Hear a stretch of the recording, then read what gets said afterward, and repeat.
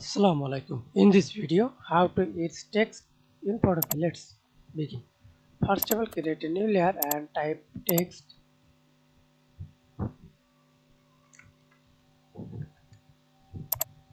Okay.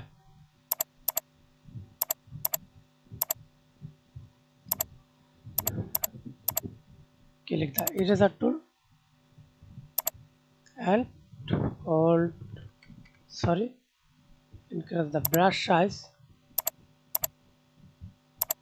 Then not work. Erase text. Simply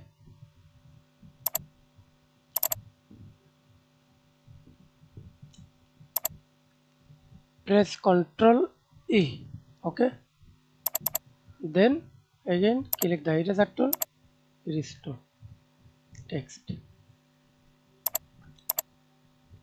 Thanks for watching video. Please subscribe to my channel, like, comment, share. Backspace.